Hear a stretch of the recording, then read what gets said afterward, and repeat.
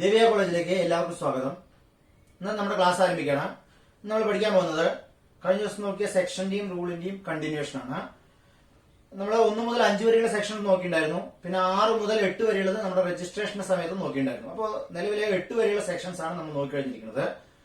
അപ്പോൾ 8 8A മുതലുള്ള sections ആണ് നമ്മൾ നോക്കുന്നത്. 8 വരെയുള്ള നമ്മൾ നോക്കി കഴിഞ്ഞിട്ടുണ്ട് ഓൾറെഡി. നമ്മൾ വീഡിയോസ് എല്ലാം നിങ്ങൾ കണ്ട് കൃത്യമായിട്ട് കാര്യങ്ങൾ മനസ്സിലാക്കുക.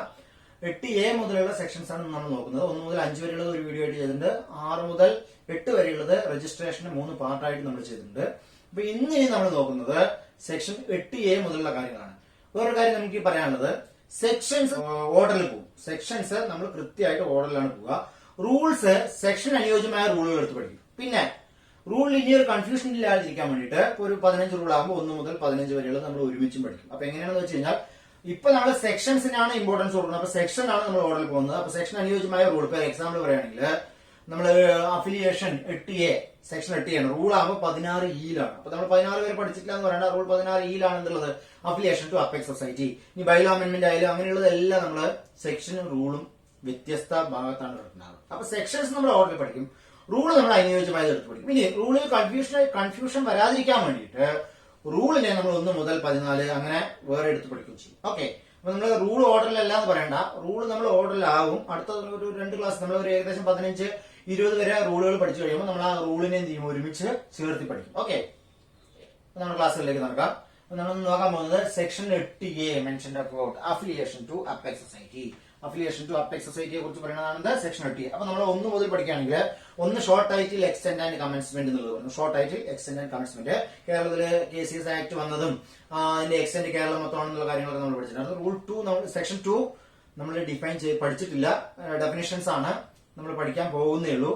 അത് ഒരുപാട് ഡെഫിനിഷൻസ് വരുന്നതുകൊണ്ട് ഒരുമിച്ച് പഠിക്കാന്ന് പറഞ്ഞു. 3 രജിസ്ട്രാർ ആണ് നമ്മൾ നോക്കി. 4 object of the cooperative society, society which may be registered ആണ്. പിന്നെ 5 ലിമിറ്റഡ് ലയബിലിറ്റിയുള്ള സൊസൈറ്റി മാത്രമേ രജിസ്റ്റർ ചെയ്യാൻ കഴിയുള്ളൂ എന്നുള്ളത് പഠിച്ചു. 6 ആപ്ലിക്കേഷൻ ഫോർ രജിസ്ട്രേഷൻ പഠിച്ചു. 7 രജിസ്ട്രേഷനെ കുറിച്ച് പഠിച്ചു. 8 രജിസ്ട്രേഷൻ സർട്ടിഫിക്കറ്റിനെ കുറിച്ച് പഠിച്ചു.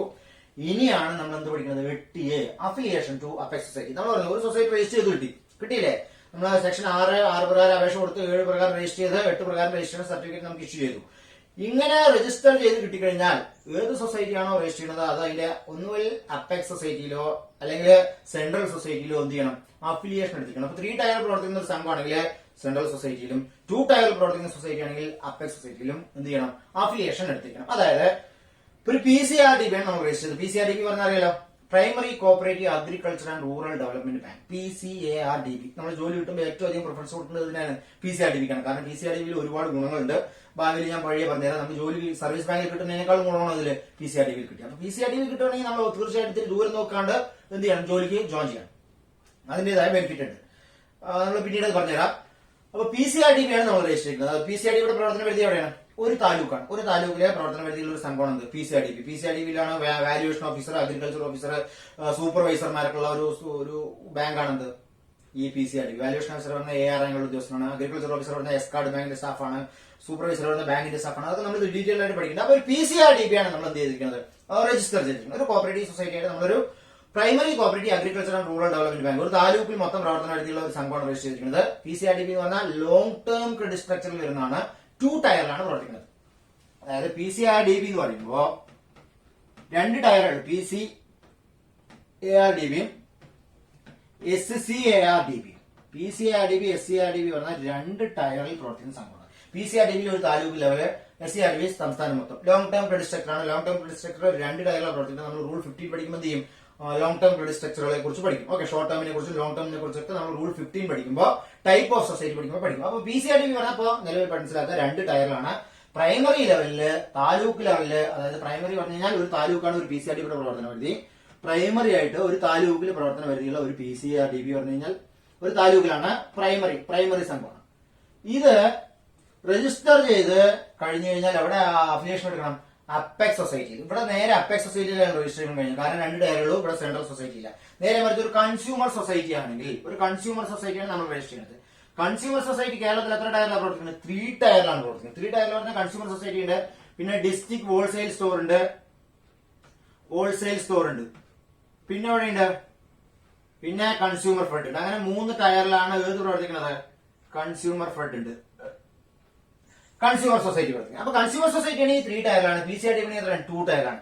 PCRDB രജിസ്റ്റർ ചെയ്താൽ നേരെ അപ്പെക്സ് സൊസൈറ്റിയിലാണ് എന്ത് ചെയ്യുക, അഫിലിയേഷൻ എടുക്കുക. പക്ഷെ നേരെ മറ്റൊരു കൺസ്യൂമർ സൊസൈറ്റി എന്ന് വെച്ച് കഴിഞ്ഞാൽ അത് അവിടെ അഫിലിയേഷൻ എടുക്കേണ്ടത് ഡിസ്ട്രിക്ട് ഹോൾസെയിൽ സ്റ്റോറിലാണ് എന്ത് ചെയ്യേണ്ടത്, അഫിലിയേഷൻ എടുക്കേണ്ടത്. ഈ ടയറിനെ കുറിച്ചിട്ട് നമ്മൾ റൂൾ 15 പഠിക്കുമ്പോൾ ഡീറ്റെയിൽ ആയിട്ട് പഠിക്കും.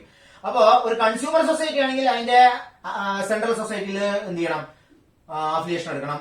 PCRDB പോലുള്ള 2 ടയർ പ്രവർത്തിക്കുന്ന സ്ഥാപനമാണെങ്കിൽ നേരെ അവിടെ എടുക്കണം SCRDB അഫിലിയേഷൻ എടുക്കണം, SCRDB അഫിലിയേഷൻ എടുക്കണം. ഇനി നേരെ മറിച്ച് നമ്മൾ രജിസ്റ്റർ ചെയ്ത കൺസ്യൂമർ സൊസൈറ്റിയിലെ ഒരു ഡിസ്ട്രിക്ട് ഹോൾസെയിൽ സ്റ്റോർ ആണ് വെച്ചോളൂ, ഒരു ഡിസ്ട്രിക്ട് ഹോൾസെയിൽ സ്റ്റോർ ആണ് രജിസ്റ്റർ വെച്ചാൽ എന്ത് ചെയ്യണം, അതിന്റെ അപ്പെക്സ് സൊസൈറ്റി ആയ കൺസ്യൂമർ ഫെഡില് അഫിലിയേഷൻ എടുക്കണം. അപ്പൊ നമ്മുടെ ടയറിനനുസരിച്ചിട്ട് ഒന്നുമില്ലെങ്കിൽ അപ്പെക്സ് സൊസൈറ്റിയിലോ അല്ലെങ്കിൽ സെൻട്രൽ സൊസൈറ്റിയിലോ എന്ത് ചെയ്യണം, അഫിലിയേഷൻ എടുത്തിരിക്കണം. ഓക്കെ, അങ്ങനെ അഫിലിയേഷൻ എടുക്കുമ്പോൾ അതിനെ കുറിച്ച് പറയുന്ന സെക്ഷൻ ആണിത്, സെക്ഷൻ 8A. ഇതിന്റെ ഇതേ സെക്ഷനെ കുറിച്ച് പറയുന്നതല്ല അറിയോ, റൂൾ 16E റൂൾ എത്രയാണ്, 16E ഈ റൂൾ 16 ഒരു പ്രത്യേകത, rule 16 qualification for membership identity കാർഡിനെ കുറിച്ചിട്ടുള്ളത് റൂൾ 16 പറയുന്നത്. റൂൾ 16 ക്വാളിഫിക്കേഷൻ ഫോർ മെമ്പർഷിപ്പും 16 ABCD ഐഡന്റിറ്റി കാർഡും. പക്ഷെ ഈ വരുന്നത് അഫിലിയേഷൻ ടു അപ്പെക്സ് സൊസൈറ്റി. അപ്പൊ റൂൾ 16 പ്രത്യേകം നമ്മൾ ശ്രദ്ധിക്കണം. നമ്മൾ ഡീറ്റെയിൽ ആയിട്ട് പഠിക്കുന്നത് ഞാനിത് പറയുന്നതിന് കൂടുതൽ നിങ്ങൾക്ക് ഒന്ന് ജസ്റ്റ് ഓർക്കാൻ വേണ്ടി പറഞ്ഞേ ഉള്ളൂ.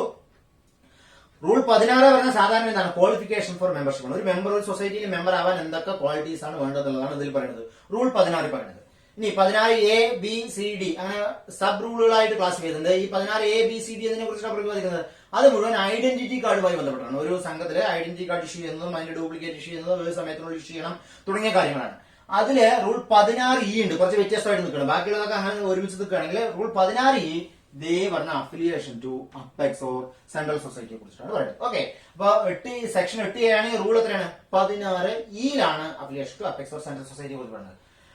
അപ്പൊ നമ്മൾ പറഞ്ഞു സംഘം രജിസ്റ്റർ ചെയ്ത് കഴിഞ്ഞാൽ, ഒരു സംഘം രജിസ്റ്റർ ചെയ്ത് കഴിഞ്ഞാൽ അത് എവിടെ അഫിലിയേഷൻ എടുക്കണം, അപ്പെക്സ് സൊസൈറ്റിയിലോ അല്ലെങ്കിൽ അതിന്റെ സെൻട്രൽ സൊസൈറ്റി, അതിന്റെ പ്രവർത്തനം വരുന്നത് നമ്മൾ എന്ത് തരത്തിലുള്ള സംഘമാണ് രജിസ്റ്റർ ചെയ്തിരിക്കുന്നത് അതിനനുസരിച്ച് നമ്മൾ ഒന്നുമില്ലെങ്കിൽ അപ്പെക്സിലോ അല്ലെങ്കിൽ സെൻട്രലിലോ എന്ത് ചെയ്യണം, അഫിലിയേഷൻ എടുത്തിരിക്കണം.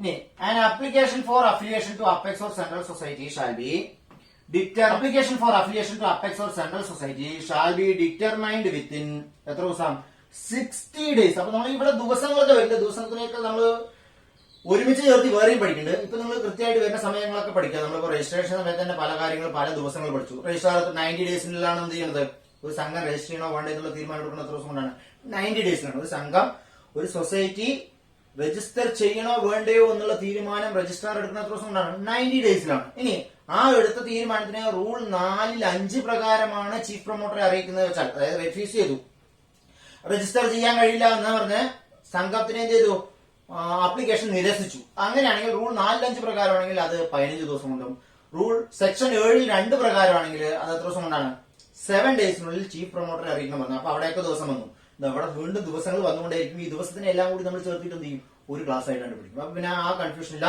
7 ദിവസങ്ങൾ വരുന്നതെല്ലാം ഒരുമിച്ച് ചേർത്ത് പഠിക്കും. 7 ദിവസങ്ങൾ വരുന്നത് പറയുകയാണെങ്കിൽ ഒന്ന് നമ്മൾ ഈ പറഞ്ഞതാണ് എന്ത്, രജിസ്ട്രാർ രജിസ്ട്രേഷന്റെ അപേക്ഷ നിരസിക്കുകയാണെങ്കിൽ സെക്ഷൻ 7(2) പ്രകാരമാണ് റിജക്ട് ചെയ്യുന്നത് വെച്ചാൽ ആരെ അറിയിക്കും, ചീഫ് പ്രൊമോട്ടറെ അറിയിക്കും. അതൊരു 7 ദിവസമുണ്ട്. ഇനി ബൈലോ അമെന്റ് ചെയ്യുന്നത് റിജക്ട് ചെയ്താൽ അത് 7 ദിവസം കൊണ്ടായിരിക്കുന്നത്, അത് നമ്മൾ ഒരുമിച്ച് പഠിക്കും.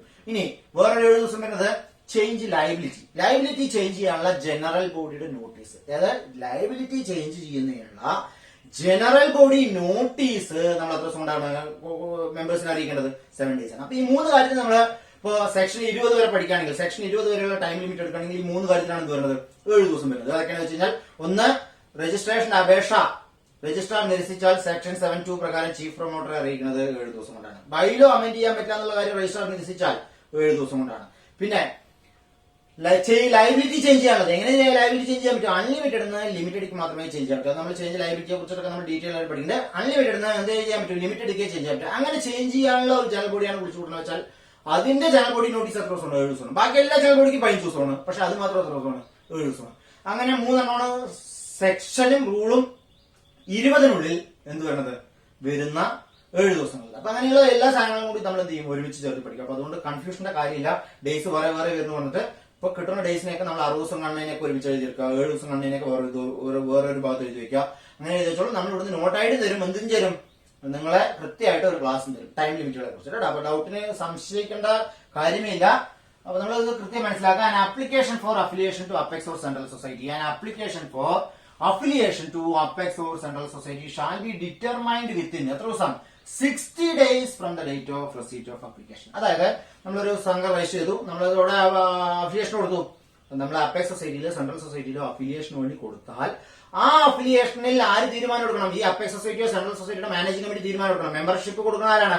ഒരു സൊസൈറ്റിയിൽ മെമ്പർഷിപ്പ് കൊടുക്കണോ വേണ്ടേ എന്നുള്ള തീരുമാനം ആരാണ്? മാനേജിംഗ് കമ്മിറ്റിയുടെ തീരുമാനം. അത് ആരാ തീരുമാനിക്കുക? മാനേജിംഗ് കമ്മിറ്റിയുടെ തീരുമാനിക്കുക. ജനറൽ ബോഡിയോ വേറെ ആരും തീരുമാനിക്കേണ്ട കാര്യമില്ല. മാനേജിംഗ് കമ്മിറ്റിയാണ് ഒരു സംഘത്തിലെ ഒരു മെമ്പർക്ക് മെമ്പർഷിപ്പ് കൊടുക്കണോ വേണ്ടയോ എന്നുള്ള തീരുമാനം എടുക്കുന്നവരാണ് മാനേജിംഗ് കമ്മിറ്റി. പക്ഷേ അതേ മാനേജിംഗ് കമ്മിറ്റി അഡ്മിറ്റ് ചെയ്ത മെമ്പറെ സംഘത്തിൽ നിന്ന് പുറത്താക്കാനുള്ള അധികാരം ആർക്കാണ്? എക്സ്പെൽ ചെയ്യാനുള്ള അധികാരം ആർക്കാണ്? അത് ജനറൽ ബോഡിക്കാണ്. സ്പെഷ്യൽ ജനറൽ ബോഡി വിളിച്ചു കൂട്ടിട്ട് വേണം ചെയ്യാൻ ഒരു മാനേജിംഗ് കമ്മിറ്റി. എലിജിബിൾ ആയിട്ടുള്ളത് ഇന്നെലിജിബിൾ ആണ്. ഇപ്പോൾ ഇന്നെലിജിബിൾ മെമ്പറാണ്. മെമ്പർഷിപ്പിന്റെ എലിജിബിലിറ്റിയെ കുറിച്ചിട്ട് നമ്മൾ റൂൾ 16 സെക്ഷൻ 16 പഠിക്കേണ്ടത്. അങ്ങനെ ഒരു ക്വാളിഫിക്കേഷൻ ഇല്ലാത്ത മെമ്പർ ആണെങ്കിൽ നമുക്ക് മാനേജിംഗ് കമ്മിറ്റി പുറത്താക്കാം. പക്ഷെ ക്വാളിഫൈഡ് ആയിട്ടുള്ള ഒരു മെമ്പറെ പുറത്താക്കാനുള്ള അധികാരം ആയിരിക്കുള്ളൂ ജനറൽ ബോഡിക്കാണ്. ക്വാളിഫൈഡ് ആയിട്ടുള്ള മെമ്പറെ പുറത്താക്കാൻ. അപ്പൊ അഡ്മിറ്റ് ചെയ്യാനുള്ള അധികാരം മാനേജിംഗ് കമ്മിറ്റിക്കാണ്, പുറത്താക്കാനുള്ള അധികാരം ആർക്കാണ്? ജനറൽ ബോഡിക്കാണ്. ഓക്കെ, ഇത് നമ്മൾ ഡീറ്റെയിൽ ആയിട്ട് വഴിയെ പഠിക്കുന്നുണ്ട്. എന്തായാലും an application for affiliation to apex or central society shall be determined. അത് അവരുടെ മാനേജിംഗ് കമ്മിറ്റി, അപ്പെക്സ് സൊസൈറ്റിയുടെ സെൻട്രൽ സൊസൈറ്റിയുടെ മാനേജിംഗ് കമ്മിറ്റി ഒരു സൊസൈറ്റി അഫിലിയേഷന് വേണ്ടി അപേക്ഷ കൊടുത്താൽ കൊടുക്കണോ വേണ്ടേ എന്നുള്ള തീരുമാനം എത്ര ദിവസം കൊണ്ട് എടുക്കും? 60 ദിവസം കൊണ്ടാണ് എടുക്കേണ്ടത്. എടുക്കണം. എന്നിട്ട് every cooperative society in the state shall, ഇത് നമ്മള് ഇതുമായി ബന്ധപ്പെട്ടതല്ല. അതായത് an application for affiliation to apex or central society shall be determined 6 ദിവസം കൊണ്ട് തീരുമാനം എടുക്കണം പറഞ്ഞു. ഇനി ഇതുമായി ബന്ധപ്പെട്ട് വരുന്ന ക്വസ്റ്റ്യൻസ് ഞാൻ പറഞ്ഞേ ഉള്ളൂ. അതായത് നമ്മുടെ സ്റ്റേറ്റ് കോപ്പറേറ്റീവ് യൂണിയൻ ഉണ്ട്. അതായത് every cooperative society in the state shall get it self affiliated with state cooperative union within A period of 6 months from the date of registration. അതായത് ഈ അഫിലിയേഷന്റെ കാര്യം പറഞ്ഞപ്പോൾ ഞാൻ അതിന്റെ കൂടെ പറഞ്ഞേ ഉള്ളൂ. ഒരു സ്റ്റേറ്റ് കോപ്പറേറ്റീവ് യൂണിയനിൽ എല്ലാ സംഘങ്ങളും, അതായത് രജിസ്ട്രേഷൻ ചെയ്തിട്ടുള്ള എല്ലാ സംഘങ്ങളും എന്ത് ചെയ്യണം? Itself affiliated to state cooperative union. എല്ലാ സംഘങ്ങളും സ്വന്തമായിട്ട് തന്നെ അവിടെ അഫിലിയേറ്റ് ചെയ്യണം, സ്റ്റേറ്റ് കോപ്പറേറ്റീവ് യൂണിയനിൽ അഫിലിയേറ്റ് ചെയ്യണം. അതിനുള്ള അപേക്ഷ എപ്പോഴാണ് കൊടുക്കേണ്ടത് വെച്ചാൽ 6 months from the date of registration ആണ്. രജിസ്ട്രേഷൻ കഴിഞ്ഞ 6 മാസത്തിനുള്ളിലാണ് എന്ത് ചെയ്യേണ്ടത്? അപേക്ഷ കൊടുക്കേണ്ടത്. ഇത് അഫിലിയേഷൻ ടു അപ്പെക്സ് സെൻട്രൽ സൊസൈറ്റിയുമായി ബന്ധപ്പെട്ട് വരുന്നതല്ല. ഞാൻ ഇത് വന്നപ്പോൾ ഇതിന്റെ കൂടെ എന്ത് ചെയ്തു? ചേർത്തി പറഞ്ഞു തന്നേ ഉള്ളൂ. ഓക്കെ, ഇതാ അവിടെ ഇരിക്കട്ടെ. ജസ്റ്റ് മനസ്സിലാക്കിയത് സ്റ്റേറ്റ് കോപ്പറേറ്റീവ് യൂണിയനിൽ അഫിലിയേഷൻ വേണ്ടി അപേക്ഷ കൊടുക്കേണ്ട എത്ര മാസം കൊണ്ടാണ്? Within A period of 6 months from the date of registration. Registration കഴിഞ്ഞ 6 മാസത്തിനുള്ളിൽ എന്ത് ചെയ്യണം? സ്റ്റേറ്റ് കോപ്പറേറ്റീവ് യൂണിയനിലെ അഫിലിയേഷൻ വേണ്ടി നമ്മൾ അപേക്ഷ സമർപ്പിച്ചിരിക്കണം. ഇത് നിങ്ങൾ സ്റ്റേറ്റ് കോപ്പറേറ്റീവ് യൂണിയൻ പഠിക്കുമ്പോൾ നമ്മൾ ഡീറ്റെയിൽ ആയിട്ട് പഠിക്കാം. ഇപ്പൊ ജസ്റ്റ് ഒന്ന് ഓർത്ത് വെച്ചാൽ മതി. ഇനി വീണ്ടും നമ്മൾ അപ്പെക്സ് ഓർ സെൻട്രൽ സൊസൈറ്റിയുടെ കാര്യത്തിലേക്ക് വരികയാണ്. Whether apex or central society reject application for affiliation the agreed society may file and appeal before. ആരെടുത്ത അപ്പീൽ വേണ്ടത്? രജിസ്ട്രാർ അടുത്താണ് അപ്പീൽ വേണ്ടത്. എത്ര ദിവസത്തിനുള്ളിൽ? ആ ഓർഡർ കിട്ടി 30 ദിവസത്തിനുള്ളിൽ. അതാണ് പറയുന്നത്. അതായത് നമ്മൾ പറഞ്ഞു ഒരു സൊസൈറ്റി രജിസ്റ്റർ ചെയ്ത് കഴിഞ്ഞാൽ, ഒരു സൊസൈറ്റി രജിസ്ട്രേഷൻ കിട്ടി കഴിഞ്ഞാൽ അതെന്ത് ചെയ്യണം? അതിന്റെ ഒന്നുമില്ലെങ്കിൽ അപ്പെക്സ് സൊസൈറ്റിയിലോ അല്ലെങ്കിൽ അതിന്റെ സെൻട്രൽ സൊസൈറ്റിയിലോ എന്ത് ചെയ്യണം? അഫിലിയേറ്റ് ചെയ്തിരിക്കണം. ഈ അഫിലിയേഷന്റെ അപേക്ഷ കൊടുത്താൽ ആ അപ്പെക്സ് സൊസൈറ്റിയുടെയോ സെൻട്രൽ സൊസൈറ്റിയുടെ മാനേജിംഗ് കമ്മിറ്റി എത്ര ദിവസം കൊണ്ട് തീരുമാനം എടുക്കും? 6 ദിവസം കൊണ്ട് തീരുമാനം എടുക്കും. തീരുമാനം എടുക്കും എന്ത്? നിങ്ങളെ മെമ്പറാക്കാൻ പറ്റില്ല. ഇതൊക്കെ നമ്മൾ സാധാരണ കോമൺ ആയിട്ട് സംഭവിക്കണം. പണ്ട് ജില്ലാ ബാങ്കുള്ള സമയത്ത് ജില്ലാ ബാങ്കില് പ്രൈമറി സംഘങ്ങൾ ധാരാളം രജിസ്റ്റർ ചെയ്യും. എന്ത് ചെയ്യും? ഇവർ മുഴുവൻ ജില്ലാ ബാങ്കിൽ എന്ത് ചെയ്യും? മെമ്പർഷിപ്പിന് വേണ്ടി അപേക്ഷിക്കും. ജില്ലാ ബാങ്കിന്റെ ഭരണസമിതി എന്ത് ചെയ്യും? നിരസിക്കാറുണ്ടായിരുന്നു, അപ്പീൽ പോകാറുണ്ടായിരുന്നു. ഇതൊക്കെ കോമൺ ആയിട്ട് നമ്മുടെ സഹകരണ മേഖലയിൽ കോമൺ ആയിട്ട് നടക്കുന്ന ഒരു സംഭവമുണ്ട്. ഈ affiliation to apex society central society reject ചെയ്യുക. കേട്ടോ, അങ്ങനെ റിജക്ട് ചെയ്യുകയാണെങ്കിൽ നിങ്ങൾക്ക് മെമ്പർഷിപ്പ് തരാൻ പറ്റില്ല എന്നൊരു സെൻട്രൽ സൊസൈറ്റി അല്ലെങ്കിൽ ഒരു അപ്പെക്സ് സൊസൈറ്റിയെ പറഞ്ഞാൽ നേരെ എവിടെ അപ്പീൽ പോവാ? രജിസ്ട്രാറുടെ അടുത്താണ് അപ്പീൽ വേണ്ടത്. ആരുടെ അപ്പീൽ വേണ്ടത്? രജിസ്ട്രാറുടെ അടുത്താണ് അപ്പീൽ വേണ്ടത്. ആ അപ്പീൽ പോകുന്നതിന് ഒരു സമയപരിധി ഉണ്ട്. എത്ര രൂപയോ? Within 30 days from the date of receipt of order. ആ ഓർഡർ നിങ്ങളെ റിജക്ട് ചെയ്തു, നിങ്ങളെ അഫിലിയേറ്റ് ചെയ്യാൻ കഴിയുകയില്ല എന്ന് പറഞ്ഞിട്ട് അപ്പെക്സ് സൊസൈറ്റിയോ സെൻട്രൽ സൊസൈറ്റിയോ ഈ പറഞ്ഞ സൊസൈറ്റി നമ്മൾ അപേക്ഷ കൊടുത്ത സൊസൈറ്റി അറിയിക്കും നിങ്ങളെ രജിസ്റ്റർ ചെയ്യാൻ പറ്റില്ല, നിങ്ങളെ അഫിലിയേറ്റ് ചെയ്യാൻ പറ്റുകയില്ല എന്ന് പറഞ്ഞ് അറിയിച്ചാൽ ആ ഓർഡർ കിട്ടി 30 ദിവസത്തിനുള്ളിൽ നേരെ ആരെടുത്ത് അപ്പീൽ പോകും? രജിസ്ട്രാർ അടുത്ത് അപ്പീൽ പോകും. അതാണ് whether the apex or central society reject the application for affiliation, the aggrieved society may file an appeal before the registrar. Appeal before registrar within എത്ര ദിവസം? 30 days from date of reject of such order. ആ order കിട്ടി 30 ദിവസത്തിനുള്ളിൽ എന്ത് ചെയ്യണം? Registrar അടുത്ത് appeal ചെയ്യണം. ഇതെല്ലാം നമ്മുടെ ബുക്ക്ലെറ്റ് നമ്പർ 6 എടുത്താൽ കൃത്യമായിട്ട് കൊടുത്തിട്ടുണ്ട്. അപ്പൊ നിങ്ങൾ വേറൊരു നോട്ടിന്റെ ആവശ്യമില്ല. നിങ്ങൾ കൃത്യമായിട്ട് ബുക്ക്ലെറ്റ് നമ്പർ 6 നോക്കിയിട്ട് പഠിച്ചാൽ മതി കേട്ടോ. Okay, aggrieved society may file an appeal before register എത്ര ദിവസം? Within 30 days from the date of receipt of such order. ആ ഓർഡർ കിട്ടി 30%. Okay, appeal for the application for affiliation to apex or central society to registrar is disposed within dash days from the date of receipt of appeal. അതായത് ഒരു primary society register ചെയ്തിട്ട് നമ്മൾ ഒരു central സൊസൈറ്റിയിൽ എന്ത് ചെയ്തു? അപേക്ഷ കൊടുത്തു അഫിലിയേഷൻ വേണ്ടിയിട്ട്. അവരത് 60 ദിവസം കൊണ്ട് തീരുമാനം എടുത്തിട്ട് റിജക്ട് ചെയ്തു. എന്ത്? നിങ്ങളെ അഫിലിയേറ്റ് ചെയ്യാൻ പറ്റില്ല. നമ്മൾ നേരെ എവിടെ അപ്പീൽ പോയി? രജിസ്ട്രാറുടെ അടുത്ത് അപ്പീൽ പോയി. എത്ര ദിവസത്തിനുള്ളിൽ? Within 30 days from the date of receipt of order. 30 ദിവസത്തിനുള്ളിൽ എന്ത് ചെയ്തു? നേരെ രജിസ്ട്രാറുടെ അടുത്ത് അപ്പീൽ പോയി. രജിസ്ട്രാർ ആ അപ്പീൽ മേൽ എത്ര ദിവസം കൊണ്ട് തീരുമാനം എടുക്കണം എന്നുള്ളതാണ് ഈ ക്വസ്റ്റ്യൻ. അതായത് appeal for the application for affiliation to apex or central society to registrar. അതായത് അപ്പീൽ ഫോർ അപ്ലിക്കേഷൻ ടു അഫിലിയേഷനുള്ള അപ്പീൽ രജിസ്ട്രാർക്ക് സമർപ്പിച്ച് നമ്മൾ 30 ദിവസം കൊണ്ട് സമർപ്പിക്കണം. ഈ ഡിസ്പോസൽ വിത്തിൻ എത്ര ദിവസം കൊണ്ടാണ്? 60 ഡേയ്സ് ആണ്. അവിടെ എത്ര പറഞ്ഞിരിക്കുന്നത്? 60 ഡേയ്സ് ആണ്. അപ്പൊ നമ്മള് അഫിലിയേഷനുമായി ബന്ധപ്പെട്ട 3 ദിവസങ്ങളാണ് വരുന്നത്.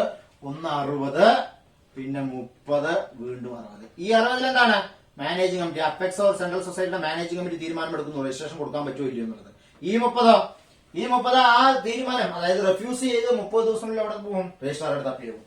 ഈ 60 ആ അപ്പീലിന്മേൽ രജിസ്ട്രാർ തീരുമാനം എടുക്കേണ്ടതാണത് ഈ 60. ഓക്കെ, അപ്പൊ അഫിലിയേഷനുമായി ബന്ധപ്പെട്ട 3 ദിവസങ്ങളാണല്ലോ, 30, 60, 30. ഓക്കെ, അപ്പൊ അങ്ങനെ അഫിലിയേഷനെ കുറിച്ചിട്ടാണ് നമ്മൾ സെക്ഷൻ 8A പറയുന്നത്. 8A എന്താ പറയുന്നത്? Affiliation to apex or central സൊസൈറ്റിയിലോ സെൻട്രൽ സൊസൈറ്റിയിലോ ഒരു പ്രൈമറി സംഘമോ അല്ലെങ്കിൽ ഒരു മിഡിൽ ടയർ സംഘമോ ഒരു സെൻട്രൽ ലെവൽ സൊസൈറ്റിയോ അഫിലിയേഷൻ നേടുന്നതിനെ കുറിച്ചിട്ടാണ് ഇതിൽ പറയുന്നത്. സെക്ഷൻ 8A പറയുന്നത്. റൂൾ 16 ഇതേ കാര്യങ്ങൾ, കൂടുതലൊന്നുമില്ല, ക്വസ്റ്റ്യൻസ് തന്നെയാണ്. എവിടെയാണ് അപ്പീൽ പോകേണ്ടത്, തീരുമാനം എടുക്കേണ്ടത് തുടങ്ങിയ കാര്യങ്ങൾ തന്നെയാണ് അവിടെ പറയുന്നത്. റൂൾ 16 പറയുന്നത്. അപ്പൊ സെക്ഷൻ 8A, റൂൾ 16. ഓക്കെ, ഇനി section 9 mention about cooperative society to be body corporate. അതായത് ഒരു സൊസൈറ്റി രജിസ്റ്റർ ചെയ്യുന്നതോടുകൂടി എന്തായി മാറുന്നു?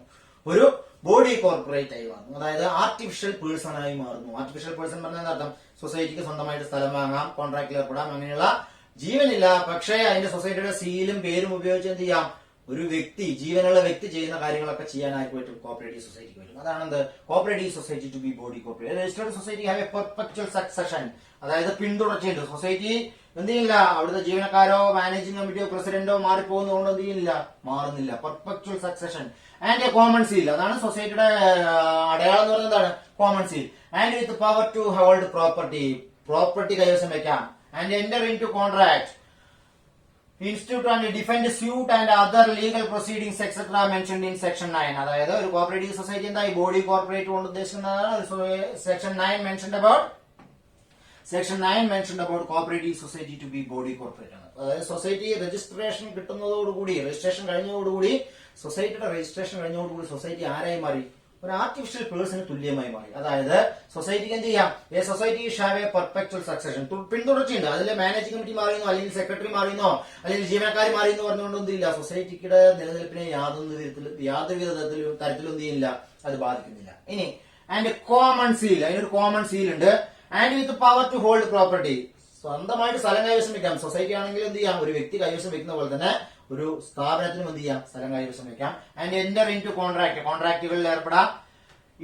ഇൻസ്റ്റിറ്റ്യൂട്ട് ആൻഡ് ഡിഫെൻഡ് സ്യൂട്ട്, സൊസൈറ്റിക്ക് എതിരെ കേസുകൾ വരികയാണെങ്കിലോ അല്ലെങ്കിൽ സൊസൈറ്റിക്ക് ഒരാൾക്കെതിരെ കേസ് കൊടുക്കണമെങ്കിലോ എന്ത് ചെയ്യാം, സൊസൈറ്റിയുടെ പേര് കൊടുക്കാം. അതാണ് institute and defend suites and other legal proceeding et cetera R mentioned in section 9. Section 9 cooperative society എന്തായി മാറി? ഒരു ബോഡി കോർപ്പറേറ്റ് ആയി മാറി. അതാണ് സെക്ഷൻ 9 പറയുന്നത്.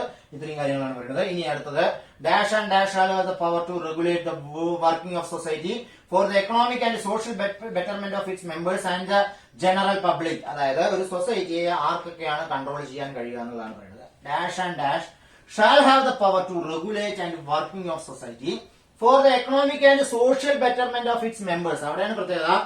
സൊസൈറ്റി ആരുടെ വെൽഫെയറിന് വേണ്ടിയിട്ടാണ് കോമൺ ആയിട്ട് പ്രവർത്തിക്കുന്നത്? മെമ്പേഴ്സിന്റെയാണ്. പുറമെ എന്തും കൂടി ഉണ്ട്, and the general public, general പബ്ലിക്കിന്റെയും കൂടി ഉണ്ട്. ആരാണ് അത് റെഗുലേറ്റ് ചെയ്യുന്നത്, കൺട്രോൾ ചെയ്യുന്നത്? ഗവൺമെന്റ് ആൻഡ് രജിസ്ട്രാർ ആണ്. ഗവൺമെന്റ് ആൻഡ് രജിസ്ട്രാർ ആണ്. ഓക്കെ, അപ്പൊ രജിസ്ട്രാർ അറിയാലോ, കോപ്പറേറ്റീവ് ഡിപ്പാർട്ട്മെന്റ് തലവനാണ് ആര്? രജിസ്ട്രാർ. അപ്പൊ cooperative department what are the duties of cooperative department ചോദിച്ചാൽ എന്താണ്? കോപ്പറേറ്റീവ് ഡിപ്പാർട്ട്മെന്റ് റെഗുലേറ്റ് ചെയ്യാം, കൺട്രോൾ ചെയ്യാന്നൊക്കെ പറഞ്ഞു. അതായത് അതാണ് നമ്മുടെ ഈ ക്വസ്റ്റനിൽ പറഞ്ഞത്. കോപ്പറേറ്റീവ് സൊസൈറ്റിക്ക് എന്ത് ചെയ്യാം? Dash and dash shall have the power to regulate the working of society for the economic and social betterment of members and general public. General പബ്ലിക്കിന്റെയും മെമ്പേഴ്സിന്റെയും ബെറ്റർമെന്റിന് വേണ്ടിയിട്ട് ആർക്കൊക്കെ സൊസൈറ്റി കൺട്രോൾ ചെയ്യാം? രജിസ്ട്രാർക്ക് കൺട്രോൾ ചെയ്യാം, പിന്നെ ആർക്കും ചെയ്യാം? ഗവൺമെന്റിന് ചെയ്യാം. കോപ്പറേറ്റീവ് സൊസൈറ്റിയുടെ അഡ്മിനിസ്ട്രേറ്റീവ് ഡിപ്പാർട്ട്മെന്റ് ആയ കോപ്പറേറ്റീവ് ഡിപ്പാർട്ട്മെന്റിന്റെ ഹെഡ് ആണ് ആര്? Registrar of cooperative society. Registrar of cooperative സൊസൈറ്റിക്ക് എന്ത് ചെയ്യാം? സൊസൈറ്റികളുടെ വർക്കിങ്ങിനെ റെഗുലേറ്റ് ചെയ്യാം. അപ്പൊ what are the duties of cooperative department ചോദിച്ചാലോ, കോപ്പറേറ്റീവ് ഡിപ്പാർട്ട്മെന്റ് ഡ്യൂട്ടി ചോദിച്ചാലോ, ഓഡിറ്റ്. ഓഡിറ്റ് ആരാ നടത്തുന്നത്? കോപ്പറേറ്റീവ് ഡിപ്പാർട്ട്മെന്റ് മാത്രമാണ് ഓഡിറ്റ്. പിന്നെ ഇൻസ്പെക്ഷൻ, ഓഡിറ്റ് ഇൻസ്പെക്ഷൻ. പിന്നെ and supervision, audit inspection and supervision. Audit inspection and supervision.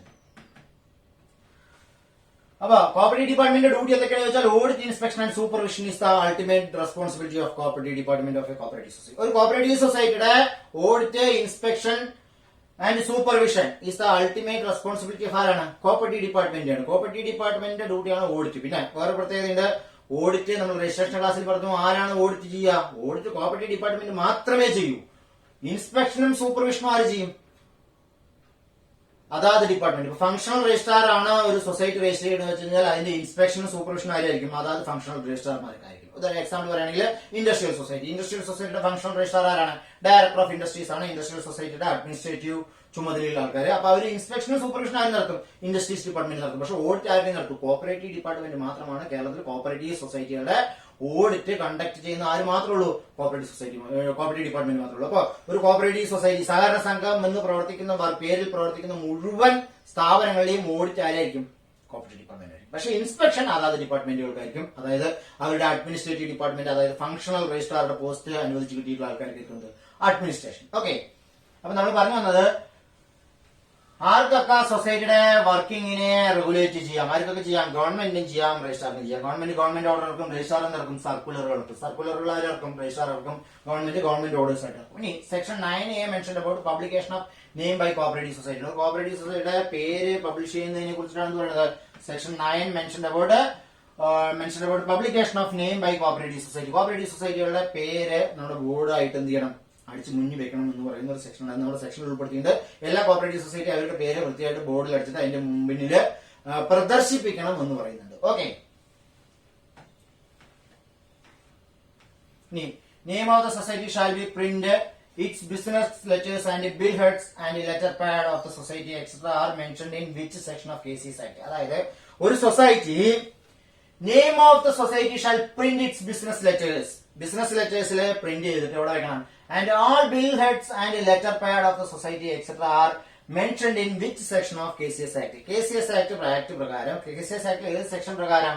Section 9A subsection C പ്രകാരം, section 9ലെ A subsection C പ്രകാരം ഓരോ കോപ്പറേറ്റീവ് സൊസൈറ്റി എന്ത് ചെയ്യണം? അവരുടെ പേര് കൃത്യമായിട്ട് ലെറ്റർ ഹെഡിലും, അവരുടെ ലെറ്റർ ഹെഡ് പറഞ്ഞത് അർത്ഥം അവരൊരു നമ്മൾ എന്തെങ്കിലും കാര്യങ്ങളൊക്കെ എഴുതി കൊടുക്കാണ്ടെന്നുണ്ട് ലെറ്റർ പാഡിലും, അതിൽ ലെറ്റർ ഹെഡിലും അവരുടെ റെസീറ്റുകളിലൊക്കെ പ്രിന്റ് ചെയ്യണം. Letter pad etcetera of society, business letters and bill heads, bill ഹെഡുകൾ അതായത് നമ്മുടെ റെസീറ്റുകളിലൊക്കെ പ്രിന്റ് ചെയ്യണം എന്ന് പറയുന്ന സെക്ഷൻ അതാണ്. സെക്ഷൻ 9AC-ലാണ്. Okay, name of the society shall print its business letters and all bill heads and letter pad of the society etcetera are mentioned in which section of KCS act? ഏതാണ്? Section 9AC-ലാണ്. Okay, section 10 mentioned about change name of the society. ഒരു സൊസൈറ്റിക്ക് എന്ത് ചെയ്യാം? അവരുടെ പേര് മാറ്റാം. പേര് വേണമെങ്കിൽ എന്ത് ചെയ്യാം? മാറ്റാം. എങ്ങനെ പേര് മാറ്റാൻ പറ്റും? ബൈലോയിൽ അമെന്റ്മെന്റ് കൊണ്ടുവന്നിട്ടേ പറ്റും. ബൈലോയിലാണ് ഒരു സൊസൈറ്റിയുടെ പേരുണ്ടാവുക. അതിൽ അമെന്റ്മെന്റ് കൊണ്ടുവന്നിട്ട് എന്ത് ചെയ്യാൻ പറ്റും? ചേഞ്ച് നെയിം ചെയ്യാൻ പറ്റും. പക്ഷേ ബൈലോ അമെന്റ് ചെയ്യാനുള്ള പവർ ആർക്ക് മാത്രമേ ഉള്ളൂ? Who has the power to amend bylaw? Bylaw ഒരു കോപ്പറേറ്റീവ് സൊസൈറ്റിയുടെ ബൈലോ ആർക്ക് മാത്രമേ അമെന്റ് ചെയ്യാൻ പറ്റൂ? Who is the authority to amend the bylaw of a cooperative society? ഒരു കോപ്പറേറ്റീവ് സൊസൈറ്റിയുടെ ബൈലോ ആർക്ക് അമെന്റ് ചെയ്യാൻ പറ്റൂ? അത് ജനറൽ ബോഡിക്ക് മാത്രമേ പറ്റൂ, വേറെ ആർക്കും ചെയ്യാൻ പറ്റില്ല. ആർക്ക് മാത്രമേ പറ്റൂ? ജനറൽ ബോഡിക്ക് മാത്രമുള്ള 2 പവറുകളുണ്ട്. അതൊക്കെയാണ്. വേറെ ആർക്കും ചെയ്യാൻ പറ്റില്ല. ജനറൽ ബോഡിക്ക് മാത്രം ചെയ്യാൻ പറ്റുന്ന 2 പവറുകളാണുള്ളത്. അതൊക്കെയാണ്. ഒന്ന്, മാനേജിംഗ് കമ്മിറ്റി ഇലക്ഷൻ. മാനേജിംഗ് കമ്മിറ്റിക്ക് മാത്രമാണ് ബോർഡ് ഓഫ് ഡയറക്ടേഴ്സിനെ തെരഞ്ഞെടുക്കാൻ അധികാരമുള്ളത്. രണ്ടാമത്തെയാണ് എന്ത്? ഈ ബൈലോ അമെന്റ്മെന്റ്. ഈ 2 കാര്യങ്ങള് ജനറൽ ബോഡി തന്നെ ചെയ്യണം. ബാക്കിയുള്ള കാര്യങ്ങളൊക്കെ, ബാക്കി ജനറൽ ബോഡി ചെയ്യുന്ന കാര്യങ്ങളൊക്കെ വേണമെങ്കിൽ ആർക്ക് ചെയ്യാം? റെപ്രസെന്റേറ്റീവ് ജനറൽ ബോഡിക്ക് ചെയ്യാം. അപ്പൊ എക്സ്പെൽഷനെ മെമ്പറെ പുറത്താക്കണം. ആർക്ക് ചെയ്യാം? റെപ്രസെന്റേറ്റീവ് ജനറൽ ബോഡിക്ക് ചെയ്യാം. അതിൽ കുഴപ്പമില്ലാത്ത കാര്യമാണ്. മെമ്പറെ പുറത്താക്കാൻ ബൈലോയിൽ അമെന്റ്മെന്റ് വരുന്നതും വേണ്ട. മെമ്പറെ പുറത്താക്കണമെങ്കിൽ 2/3 മെജോറിറ്റിയിൽ തീരുമാനം എടുത്താൽ എന്ത് ചെയ്യാം? ഒരു മെമ്പറെ എക്സ്പെൽ ചെയ്യാം. അതായത് member acting adversely to the interest of the society, സൊസൈറ്റിയുടെ താല്പര്യങ്ങൾക്ക് വിരുദ്ധമായിട്ട് പ്രവർത്തിക്കുന്ന മെമ്പറെ സെക്ഷൻ 17 പ്രകാരം എന്ത് ചെയ്യാം? നമുക്ക് എക്സ്പെൽ ചെയ്യാം. എക്സ്പെൽ ചെയ്യാനുള്ള പവർ ആർക്കുണ്ട്? ജനറൽ ബോഡിക്കുണ്ട്. അവിടെ ജനറൽ ബോഡി നമ്മൾ നേരത്തെ പറഞ്ഞു ഒരു മെമ്പറെ അഡ്മിറ്റ് ചെയ്യാനുള്ള പവർ മാനേജിംഗ് കമ്മിറ്റിക്കാണ്. പക്ഷേ എക്സ്പെൽ ചെയ്യാനുള്ള പവർ ആർക്കാണ്? അത് ജനറൽ ബോഡിക്കാണ്. അങ്ങനെ ജനറൽ ബോഡി എക്സ്പെൽ ചെയ്യുകയാണെങ്കിൽ സെക്ഷൻ 17(1) പ്രകാരം ഒരു മെമ്പറെ വേണമെങ്കിൽ എന്ത് ചെയ്യാം? എക്സ്പെൽ ചെയ്യാം. അതായത് acting adversely to the interest of the society, സൊസൈറ്റിയുടെ താല്പര്യങ്ങൾക്ക് വിരുദ്ധമായിട്ട് പ്രവർത്തിക്കുന്ന ഒരാൾ മെമ്പർ എന്ത് ചെയ്യാം? പുറത്താക്കാം. നമ്മൾ സെക്ഷൻ 17 പഠിക്കുമ്പോൾ ഡീറ്റെയിൽ ആയിട്ട് പഠിക്കും. അങ്ങനെയുള്ള പവറൊക്കെ ആർക്കുണ്ട്? സ്പെഷ്യൽ ജനറൽ ബോഡി കൊടുക്കാൻ പറ്റും. പക്ഷെ ബൈലോ അമെന്റ് ചെയ്ത് എടുക്കേണ്ട ഒരു തീരുമാനമാണെങ്കിൽ അത് ആർക്കേ പറ്റൂ? ജനറൽ ബോഡിക്ക് പറ്റും. അപ്പൊ ചേഞ്ച് നെയിം എങ്ങനെ എന്തിനാണ് കൊണ്ടുവരേണ്ടത്? ബൈലോയിലാണ് മാറ്റം കൊണ്ടുവരുന്നത്. അപ്പൊ അതാർക്കേ പറ്റൂ? ജനറൽ ബോഡിക്ക് പറ്റൂ. എത്ര മെജോറിറ്റിയിൽ തീരുമാനം എടുക്കണം? 2/3 മെജോറിറ്റിയിൽ തീരുമാനം എടുക്കണം. അപ്പൊ ഈ 2/3 കാര്യം നമ്മൾ പ്രത്യേകം പറഞ്ഞിട്ടുണ്ടായിരുന്നു. ഒരു ജനറൽ ബോഡിയിൽ ഏകദേശം എല്ലാ കാര്യങ്ങൾക്കും എന്താണ്? 2/3 മെജോറിറ്റി ഉണ്ട്. Change liability, change area of operation, change name, അങ്ങനെയുള്ള എല്ലാ കാര്യങ്ങൾക്കും എന്താണ്? 2/3 ആണ്. ഇനി വ്യത്യസ്തത വരുന്നതിനാണ് ലിക്വിഡേഷൻ, അതായത് വൈൻഡ് അപ്പ്. സൊസൈറ്റിയെ നമ്മൾ എന്ത് ചെയ്യണം? പിരിച്ചുവിടുക പറഞ്ഞത് അർത്ഥം അതിന്റെ പ്രവർത്തനം അവസാനിപ്പിക്കുക. അങ്ങനെയുള്ള ഒരു തീരുമാനം എടുക്കണമെങ്കിൽ ജനറൽ ബോഡിയിൽ എത്ര വേണം? 3/4 മെജോറിറ്റി വേണം. ബാക്കിയുള്ള എല്ലാ കാര്യത്തിലും 2/3 ആണെങ്കിൽ വൈൻഡ് അപ്പിൽ എത്രയാണ്? 3/4 മെജോറിറ്റി ആണ്. Wind up of a cooperative society പറയുമ്പോൾ അത് 3/4 ആണ്. ബാക്കിയുള്ള കാര്യങ്ങൾക്കോ 2/3. ഇപ്പൊ expel member 2/3, bylaw amendment 2/3, change name 2/3, change liability 2/3, ഇതിനൊക്കെ 2/3 മെജോറിറ്റി മതി. അതായത് എങ്ങനെയാണ് എന്ത് 2/3? പ്രസന്റ് ആൻഡ് വോട്ടഡ്, ജനറൽ ബോഡിയിൽ പങ്കെടുത്ത് പ്രസന്റ് ആയി വോട്ട് ചെയ്ത മെമ്പേഴ്സിന്റെ 2/3 മെജോറിറ്റിയാണ്. ഓക്കെ, അതായത് ജനറൽ ബോഡി ഇപ്പൊ 5000 മെമ്പർ ഉണ്ടെങ്കിൽ 5000ന്റെ 2/3 കാണുന്നില്ല. 5000 മെമ്പർ ഉണ്ട്, പക്ഷെ കോറം പറഞ്ഞു കഴിഞ്ഞാൽ കോറം പറഞ്ഞാൽ what is mean by quorum? Minimum number of person required for a meeting. അതായത് ഒരു മീറ്റിംഗ് വിളിച്ചു കൂട്ടാൻ ആവശ്യമായ ഏറ്റവും ചുരുങ്ങിയ ആളുകളുടെ എണ്ണത്തിനെയാണ് പറയാം കോറം പറയാം. ഇപ്പൊ കോറം ഇവിടെ സ്പെസിഫൈ ചെയ്തിട്ടുണ്ടാവും. ജനറൽ ബോഡിയുടെ കോറം ഇവിടെ സ്പെസിഫൈ ചെയ്യാം. ജനറൽ ബോഡിയുടെ കോറം എന്ന് പറഞ്ഞാൽ ടോട്ടൽ നമ്പർ ഓഫ് മെമ്പേഴ്സിന്റെ 1/5 or specified in the bylaw, specified in the bylaw whichever is less ആണ്. specified in the bylaw whichever is less ആണ്. whichever is less. ഇതാണ് ജനറൽ ബോർഡർ കോറം. ഓക്കെ, എന്തിനാ general border quorum പഠിക്കുന്നത് വെച്ച് കഴിഞ്ഞാൽ നമ്മൾ bylaw അമെന്റ് ചെയ്യണമെങ്കിൽ 2/3 മെജോറിറ്റി വേണം പറഞ്ഞു. ഇപ്പൊ 2/3 മെജോറിറ്റി നമ്മൾ കൃത്യമായിട്ട് മനസ്സിലാക്കാൻ വേണ്ടിയിട്ടാണ്. ഇപ്പൊ 1/5 ആണ് ജനറൽ ബോർഡർ കോറം. ഇപ്പൊ നോക്കിയോ 5000 മെമ്പറുള്ള സൊസൈറ്റിയാണ്. 5000 member, total number of members എത്രയാണ്? 5000 മെമ്പർ. അപ്പൊ അതിന്റെ quorum 5000 member total number of members ഉള്ള ഒരു സൊസൈറ്റിയുടെ ജനറൽ ബോർഡിന്റെ കോറം എത്രയാണ്? 5000 മെമ്പേഴ്സ് ഉണ്ട്. ടോട്ടൽ നമ്പർ ഓഫ് മെമ്പേഴ്സ് എത്രയാണ്? 5000 മെമ്പേഴ്സ് ഉണ്ട്. അപ്പൊ അതിന്റെ കോറം സ്വാഭാവികമായിട്ട് എത്ര ആയിരിക്കണം? 1/5 പറഞ്ഞു കഴിഞ്ഞാൽ 1000 മെമ്പേഴ്സ് ആയിരിക്കണം. എത്ര ആയിരിക്കണം? 1000 മെമ്പേഴ്സ് ആയിരിക്കണം. 1000 മെമ്പേഴ്സ് ആയിരിക്കണം കോറം. പക്ഷേ അതിന്റെ ബൈലോയിൽ പറഞ്ഞിട്ടുണ്ട് സംഘത്തിന്റെ കോറം തികയുന്നതിന് എത്ര മതി? 150 പേര് ചേർന്നാൽ സംഘത്തിന്റെ കോറം തികയും എന്ന് പറഞ്ഞാൽ നമ്മള് ബൈലോയിൽ പറഞ്ഞിട്ടുണ്ട് 1/5 or 150, അതായത് 1/5 of the total number of members or 150 numbers whichever is less എന്നാണ് ബൈലോയിൽ പറഞ്ഞിരിക്കുന്നത്. അപ്പൊ അതിന്റെ കോറം എത്രയേ ഉള്ളൂ? 150 പേര് ചേർന്നാൽ മതി. 5000 പേര് വരണമെന്നില്ല, 150 പേര് വന്നാൽ മതി. 150 പേര് വന്നു, പ്രസന്റ് ആയി, അപ്പൊ കോറം കഴിഞ്ഞു. അപ്പൊ ജനറൽ ബോഡിക്ക് വാലിഡിറ്റി ഉണ്ട്. അതില് 2/3 മെജോറിറ്റി 2/3 പറഞ്ഞു കഴിഞ്ഞാൽ എത്രയായി? 100 ആള്. 2/3 പറഞ്ഞു കഴിഞ്ഞാൽ 150 3 കിട്ടുമ്പോ 50, 50 × 2 100. 100 പേര് പങ്കെടുത്ത് അനുകൂലിച്ചാൽ മതി. എന്ത് ചെയ്യാം? മെമ്പറെ പുറത്താക്കാം, നെയിം ചേഞ്ച് ചെയ്യാം, ലയബിലിറ്റി ചേഞ്ച് ചെയ്യാം, ഈ പറഞ്ഞ എല്ലാ കാര്യങ്ങളും ചേഞ്ച് ചെയ്യാം. കാരണം നമ്മുടെ സിസ്റ്റം പ്രകാരം അതാണ് 5000 മെമ്പേഴ്സ് ഉണ്ടെങ്കിലും ബൈലോയുടെ കോറം, ജനറൽ ബോർഡിന്റെ കോറം പറഞ്ഞാൽ 1/5 of the total number of members ആണ് ശരിയായ quorum. Or specified in the bylaw whichever is less ആണ്. ബൈലോയിൽ പറയാണ് ഇത്രയാണ് കോറം എന്ന്. അപ്പൊ അത്ര കോറം മതി, അതിൽ കൂടുതൽ വേണ്ട. അപ്പൊ 1/5 of the total number of members specified in the bylaw whichever is less ആണ്. ബൈലോയിൽ പറയുന്നത് 150 മെമ്പേഴ്സ്. 150 മെമ്പേഴ്സ് ചേർന്നിട്ടുണ്ടെങ്കിൽ കോറം കഴിഞ്ഞു, ജനറൽ ബോഡി വാലിഡ് ആണ്. അതിൽ 2/3 ഭാഗം 3 ആൾക്കാർ പങ്കെടുത്തിട്ടുണ്ടെങ്കിൽ 2 ആൾ അംഗീകരിക്കാം. അപ്പൊ 150ന്റെ 2/3 പറഞ്ഞ എത്ര? 100 ആൾ അംഗീകരിക്കണത് ഒരു മെമ്പറെ പുറത്താക്കാം, ലയബിലിറ്റി ചേഞ്ച് ചെയ്യാം, നെയിം ചേഞ്ച് ചെയ്യാം എന്നൊക്കെ തീരുമാനം എടുത്താൽ എന്തായി? ആ തീരുമാനത്തിന് വാലിഡിറ്റി ഉണ്ട്. എന്ത് ചെയ്യാം? പ്രാബല്യത്തിൽ വരുത്താം. ഓക്കെ, ജനറൽ ബോഡി കൂടണം, പ്രോപ്പർ കോറം കഴിഞ്ഞിരിക്കണം, അതിൽ 2/3 മെജോറിറ്റി വേണം. ഇതാണ് change liability, change name, area of operation ഒക്കെ ഉള്ള കണ്ടീഷൻ. ഇനി നേരെ മറിച്ച് 3/4 മെജോറിറ്റി വേണോ? ഏതിനെ? വൈൻഡ് അപ്പിന് മാത്രം. അപ്പൊ വൈൻഡ് അപ്പിന്റെ സമയം 3/4 ആണ്. അപ്പൊ 2/3 3/4 ഇങ്ങനെ ഭിന്നസംഖ്യ വരുന്നത് ഏതൊക്കെയാണെന്ന് വെച്ചാൽ കോമൺ ആയിട്ട് എല്ലാത്തിനും 2/3. Area of operation, change name, change ലയബിലിറ്റിനൊക്കെ 2/3. വൈൻഡ് അപ്പിന് 3/4. ജനറൽ ബോർഡിന്റെ കോറം ചോദിച്ചാൽ അത്ര 1/5. 1/5 of the total number of members ആണ് general board. Quorum for the general body എന്ന് പറയുന്നത്. Quorum for the general body എത്രയാണ്? 1/5 of the total number of members ആണ്. ഓക്കെ, അപ്പൊ നമ്മൾ ചേഞ്ച് നെയിമിനെ കുറിച്ചിട്ടാണ് പറയുന്നത്. അങ്ങനെ നെയിം ചേഞ്ച് ചെയ്യാൻ തീരുമാനിച്ചു. അതിനുള്ള പവർ ആർക്കാണ്? ജനറൽ ബോഡിക്കാണ് പറഞ്ഞു. അങ്ങനെ ജനറൽ ബോഡി കൂടി 5000 മെമ്പറുള്ള സൊസൈറ്റി ആയിരുന്നു. 1000 ആയിരുന്നു ശരിക്കും കോറം വേണ്ടത്. പക്ഷെ നമ്മുടെ ബൈലോയിൽ പറയുന്നത് 150 ആണ്. അങ്ങനെ 2/3 ആൾക്കാർ 100 പേര് എന്ത് ചെയ്തു? നെയിം ചേഞ്ച് ചെയ്യാൻ തീരുമാനിച്ചു. സംഘത്തിന്റെ പേര് അങ്ങോട്ട് മാറ്റാൻ തീരുമാനിച്ചു. അപ്പൊ നമ്മൾ പേര് മാറ്റാൻ പോവാണ്. Okay, as per section 10(2), where the society change its name, the dash shall enter the new name in the register in the place of former name and shall amend the certificate of registration accordingly. അതായത് ഒരു സംഘം പേര് മാറ്റാൻ തീരുമാനിച്ചു, general ബോഡിയിൽ തീരുമാനമെടുത്തു. അപ്പൊ bylaw amendment പ്രൊസീജിയറുകളൊക്കെ പാലിച്ച് ജനറൽ ബോഡി തീരുമാനമെടുത്ത് രജിസ്ട്രാർ കഴിച്ചാൽ രജിസ്ട്രാർ പേര് മാറ്റാൻ തീരുമാനിച്ചു. എല്ലാം കറക്റ്റ് ആയതുകൊണ്ട് എന്ത് ചെയ്തു? പേര് മാറ്റാൻ തീരുമാനിച്ചു. Change name, the dash shall enter, new നെയിമിനെ എൻ്റർ ചെയ്ത് തീർക്കും. ആര്? Registrar shall enter the new name. Registrar എന്ത് ചെയ്യും? പഴയ പേരിന്റെ സ്ഥാനത്ത് എന്ത് ചെയ്യും? പുതിയ പേര് എഴുതി ചേർക്കും. In the register in the place of former name and shall amend the certificate accordingly. അങ്ങനെ അമെന്റ് ചെയ്ത് പുതിയ സർട്ടിഫിക്കറ്റ് കൊടുക്കും. അപ്പൊ ഈ രജിസ്റ്റർ ഏത് ഫോമിലായിരിക്കും? നമ്മൾ രജിസ്ട്രേഷന്റെ സമയത്ത് പഠിച്ചു. ഈ രജിസ്ട്രേഷൻ കൊടുക്കുന്ന സംഘങ്ങൾക്കൊക്കെ എന്ത് ചെയ്യുന്നുണ്ട്? രജിസ്ട്രേഷൻ കൊടുത്ത സംഘങ്ങളിലേക്ക് പേര് എവിടെ എഴുതി വയ്ക്കും? രജിസ്റ്റർ ഓഫീസിൽ ഒരു ഫോമിൽ എഴുതി വയ്ക്കും പറഞ്ഞു. ഒരു ഫോം നമ്പറിലുള്ള ഏത് ഫോം നമ്പറാണ്? Form number 4. അപ്പൊ ഫോം നമ്പറുകൾ നമ്മൾ നേരത്തെ പഠിച്ചിട്ടുണ്ട്. 1, 2, 3, 4 ഇത് 3, 4 രജിസ്ട്രേഷനുമായി ബന്ധപ്പെട്ടതാണ് പറഞ്ഞു. ഫോം നമ്പർ 1 നമ്മൾ ആപ്ലിക്കേഷൻ കൊടുക്കുന്നു. ഫോം നമ്പർ 2 രജിസ്ട്രാർ രജിസ്റ്റർ ഓഫീസിൽ രജിസ്ട്രേഷന്റെ അപേക്ഷ സ്വീകരിക്കുന്ന ഫോമാണെന്ത് form number 2. Form number 3 registration certificate ആണ് പറഞ്ഞു. ഇനി ഫോം നമ്പർ 3 ഡ്യൂപ്ലിക്കേഷൻ ആണ്.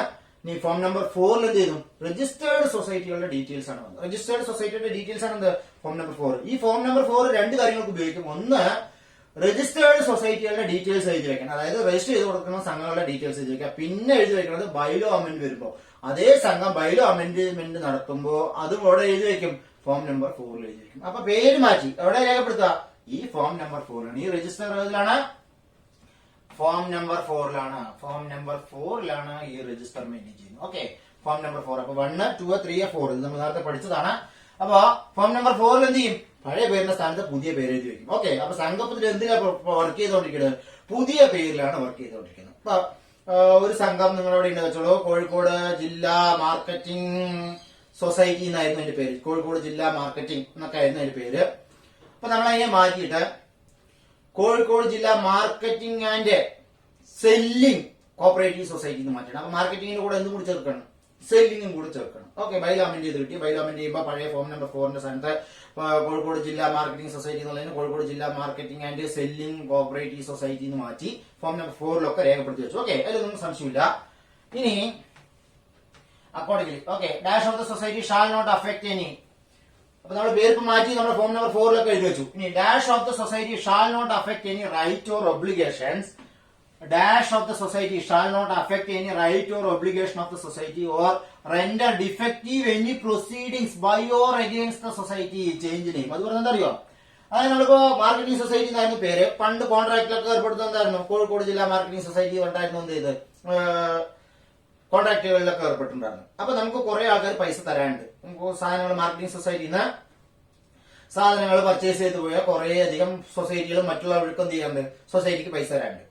അപ്പൊ നമ്മൾ പൈസ പോയി ചോദിച്ചു പോകുമ്പോ ഈ സൊസൈറ്റി എന്ത് ചെയ്യണം പൈസ ആവശ്യപ്പെട്ട് പോകുമ്പോ അവർ പറയണേ ഞങ്ങൾ പൈസ കൊടുക്കാനുള്ളത് കോഴിക്കോട് ജില്ലാ മാർക്കറ്റിംഗ് സൊസൈറ്റിക്കാണ്. നിങ്ങളിപ്പോ എന്താണ് കോഴിക്കോട് ജില്ലാ മാർക്കറ്റിംഗ് ആൻഡ് സെല്ലിംഗ് കോപ്പറേറ്റീവ് സൊസൈറ്റിയാണ്. അപ്പൊ നിങ്ങളെ പഴയ പേരിലല്ല, നിങ്ങൾ ആള് മാറി, നിങ്ങൾക്ക് തരില്ല എന്ന് പറയാൻ പറ്റുമോ? തീർച്ചയായിട്ടും പറ്റില്ല. അതാണ് ഇതുകൊണ്ട് ഉദ്ദേശിക്കുന്നത്. അതായത് നമ്മുടെ പേര് മാറ്റിയതുകൊണ്ട് നമുക്ക് കിട്ടാനുള്ള പൈസക്കോ നമ്മൾ കൊടുക്കാനുള്ള പൈസക്കോ എന്തില്ല യാതൊരു വിധത്തിലുള്ള മാറ്റങ്ങളും സംഭവിക്കുന്നില്ല. പഴയ തന്നെ പേര് മാത്രം മാറ്റിയതുള്ളതാണ്. ഓക്കെ, അപ്പൊ അല്ലെങ്കിൽ ഇപ്പൊ ഒരു സൊസൈറ്റി പൊളിയാൻ പോകണം, വേഗം പോയിട്ടാണ് പേര് മാറ്റിയിട്ട് വന്നിട്ട് ഞങ്ങൾ പുതിയതാണ്, ഞങ്ങള് പേര് മാറ്റി കെട്ടിടവും മാറ്റി. ഉണ്ടാ പേര് മാറ്റി കെട്ടിടവും മാറ്റിയിട്ട് പറയണ പഴയത് അവിടെ അപ്പുറത്തുള്ള കെട്ടിടത്തിലായിരുന്നു, അതിന് പേര് ഇന്നതായിരുന്നു. ഇപ്പൊ ഞങ്ങൾ പുതിയ ആൾക്കാരാണെന്ന് പറഞ്ഞാൽ സമ്മതിക്കുമോ? തീർച്ചയായിട്ടും സമ്മതിക്കില്ല എന്നർത്ഥം. കാരണം അങ്ങനെ ഒരു ഓപ്ഷൻ കൊടുത്താൽ എന്ത് ചെയ്യുന്നു കുറെ ആൾക്കാർ അങ്ങനെ ചെയ്യാനുള്ള ചാൻസ് ഉണ്ട്. അതുകൊണ്ട് അങ്ങനെ ഒരു ഓപ്ഷൻ ഇല്ല. പേര് മാറ്റുന്നത് സൊസൈറ്റിയുടെ നിലവിലുള്ള ബാധ്യതയ്ക്കോ കിട്ടാനുള്ള പൈസയ്ക്കോ കൊടുക്കാനുള്ള പൈസയ്ക്കോ സൊസൈറ്റി ഒരു കേസ് നേരിടുന്നുണ്ടെങ്കിൽ അതിനോ, അല്ലെങ്കിൽ സൊസൈറ്റി ഒരു കേസ് വേറെ ആർക്കെങ്കിലും എതിരെയെങ്കിലും നടത്തുന്നുണ്ടെങ്കിൽ അതിനോ ഒന്നും എന്ത് ചെയ്യില്ല, പേര് മാറ്റം ബാധിക്കുന്നില്ല. അതാണ് പറയുന്നത് dash of the society shall not affect any rights or obligation of the society or render defective any proceedings by or against. സൊസൈറ്റിക്കെതിരെയോ അല്ലെങ്കിൽ സൊസൈറ്റി വേറൊരാൾക്കെതിരെയോ നടത്തുന്ന കേസിനൊന്നും എന്ത് ചെയ്യില്ല, ചേഞ്ച് നെയിം ബാധിക്കുന്നില്ല എന്ന് പറയുന്ന സെക്ഷൻ അതാണ് 10ൽ 3. അപ്പൊ നമ്മൾ 10 വരെ പഠിച്ചു കഴിഞ്ഞു. ഇനി നമ്മള് ബൈലോയുടെ കാര്യങ്ങളാണ് പഠിക്കുന്നത്. അപ്പൊ സെക്ഷൻ 10 വരെ പഠിച്ചു കഴിഞ്ഞാൽ ഒന്നുകൂടി ഓർക്കുകയാണെങ്കിൽ സെക്ഷൻ 1 എന്ത് പറഞ്ഞു, short title extend and commencement പറഞ്ഞു. 2 ഡെഫിനിഷൻസ് ആണ്. ഡെഫിനിഷൻ നമ്മൾ പഠിക്കാൻ പോകുന്നേ 3 രജിസ്ട്രാർ പറഞ്ഞു. 4 object of the cooperative society പറഞ്ഞു. 5 ലിമിറ്റഡ് ലയബിലിറ്റിയുള്ള സൊസൈറ്റി മാത്രമേ രജിസ്റ്റർ ചെയ്യാൻ പറ്റുന്നുള്ളതിനെ കുറിച്ച് പറഞ്ഞു. 6 എന്ത് പറഞ്ഞു, രജിസ്ട്രേഷൻ ആപ്ലിക്കേഷൻ ഫോർ രജിസ്ട്രേഷനും അതിന്റെ പ്രൊസീജിയറുകൾ പറഞ്ഞു. സെക്ഷൻ 7 രജിസ്ട്രേഷൻ കൊടുക്കുന്നതിനെ കുറിച്ച് പറഞ്ഞു. 8 രജിസ്ട്രേഷൻ സർട്ടിഫിക്കറ്റ് ഇഷ്യൂ ചെയ്യുന്നതിനെ കുറിച്ചു. 8 എന്ത് പറഞ്ഞു, 8 affiliation to apex or central society നമ്മൾ ഇന്ന് പഠിച്ചത്. പിന്നെ 9 ബോഡി കോർപ്പറേറ്റ് ആയിട്ട് cooperative society to be body corporate, അതായത് രജിസ്ട്രേഷൻ കിട്ടുന്നതോടുകൂടി സൊസൈറ്റി എന്തായി മാറും, ഒരു ആർട്ടിഫിഷ്യൽ പേഴ്സണായി മാറുന്നു. സൊസൈറ്റിക്ക് പ്രോപ്പർട്ടി കൈവശം വെക്കാം, കോൺട്രാക്റ്റിൽ ഏർപ്പെടാൻ തുടങ്ങിയ കാര്യങ്ങൾ പറഞ്ഞു. 9 പബ്ലിക്കേഷൻ ഓഫ് നെയിം ആണ്. 10 എന്ത് ചേഞ്ച് ലയബിലിറ്റി, ചേഞ്ച് നെയിമിനെ കുറിച്ച് പറഞ്ഞു. ഓക്കെ, സെക്ഷൻ 10 എന്താണ്, change name of the society. അടുത്തത് section 11 of the KCS act mentioned about change liability of the society. നമ്മളിപ്പോ പറഞ്ഞ എന്താണ് ചേഞ്ച് നെയിമിന്റെ കാര്യം. നെയിം ഒരു സൊസൈറ്റിയുടെ നെയിം എങ്ങനെ ചേഞ്ച് ചെയ്യുക എന്നുള്ളതാണ് നമ്മുടെ സെക്ഷൻ 10ൽ പറഞ്ഞത്. 11 ചേഞ്ച് ലയബിലിറ്റിയെ കുറിച്ചിട്ടാണ്. ലയബിലിറ്റി നമ്മൾ എങ്ങനെ മാത്രമേ ചേഞ്ച് ചെയ്യാൻ പറ്റൂ, നമ്മൾ പറഞ്ഞിട്ടുണ്ടായിരുന്നു അൺലിമിറ്റഡ് ലിമിറ്റഡിലേക്ക് മാത്രമേ ചേഞ്ച് ചെയ്യാൻ പറ്റൂ. ഒരിക്കലും ലിമിറ്റഡ് എന്ത് ചെയ്യാൻ പറ്റില്ല, അൺലിമിറ്റഡിലേക്ക് എന്ത് ചെയ്യാൻ പറ്റില്ല, ലയബിലിറ്റി ചേഞ്ച് ചെയ്യാൻ കഴിയില്ല. അപ്പോ section 11 of the society mentioned about change liability. Liability change ചെയ്യണമെങ്കിൽ എന്ത് മാറ്റം വരുത്തണം, ബൈലോയിൽ അമെന്റ് ചെയ്യണം. അതാണ് cooperative society may change liability by amending its bylaw important ആയിട്ടുള്ള ഒരു കോപ്പറേറ്റീവ് സൊസൈറ്റിയുടെ ഡോക്യുമെന്റ് ആണത് ബൈലോ. പക്ഷേ important document of a cooperative society എന്ന് ചോദിച്ചാൽ എന്ത് ചെയ്താൽ പറ്റും? Important document of a cooperative society എന്ന് ചോദിച്ചാൽ നമ്മൾ രജിസ്ട്രേഷൻ സർട്ടിഫിക്കറ്റ് ചെയ്താൽ പറ്റും. എന്റെ അഭിപ്രായത്തിൽ രജിസ്ട്രേഷൻ സർട്ടിഫിക്കറ്റിനേക്കാൾ കൂടുതൽ വാലിഡിറ്റി എന്തിനുണ്ട്? ബൈലോയ്ക്കുണ്ട്. കാരണം ബൈലോ വെച്ചിട്ടാണ് സൊസൈറ്റിയുടെ മുഴുവൻ പ്രവർത്തനങ്ങളെയും ഏകോപിപ്പിക്കുന്നത്. കാരണം ബൈലോയിൽ കണ്ടാം സൊസൈറ്റിക്ക് എന്തെല്ലാം പ്രവർത്തനങ്ങളിൽ ഏർപ്പെടാം, എന്ത് ചെയ്യാൻ പാടില്ല, മാനേജിംഗ് കമ്മിറ്റിയുടെ ഡ്യൂട്ടി എന്താണ്, പ്രസിഡന്റിന്റെ ഡ്യൂട്ടി എന്താണ്, സെക്രട്ടറി ഡ്യൂട്ടി എന്താണ് തുടങ്ങിയ എല്ലാവിധ കാര്യങ്ങളും, ഏരിയ ഓഫ് ഓപ്പറേഷൻ അവിടെയാണ് തുടങ്ങിയ എല്ലാവിധ കാര്യങ്ങളും അവിടെ ഉണ്ടാവും, ബൈലോയിലുണ്ടാവും. അപ്പോ ബൈലോയിൽ ചേഞ്ച് വരുത്തിയിട്ടാണ് നമ്മൾ എന്ത് മാറ്റം വരുത്തുന്നത്? ലയബിലിറ്റിയിൽ ചേഞ്ച് ചെയ്യേണ്ടത്. നമ്മൾ സെക്ഷൻ 5 പ്രകാരം ലിമിറ്റഡ് ലയബിലിറ്റിയുള്ള സൊസൈറ്റി മാത്രമേ അറ്റ് പ്രസന്റ് എന്ത് ചെയ്യാൻ പാടും? ഒരു കോപ്പറേറ്റീവ് സൊസൈറ്റി മാത്രമേ കേരളത്തിൽ എന്ത് കിട്ടൂ? രജിസ്ട്രേഷൻ കിട്ടുള്ളൂ. As per section 5 society limited liability can be only registered. Register ചെയ്യാൻ പറ്റുന്നത് ഏത് മാത്രമേ ഉള്ളൂ?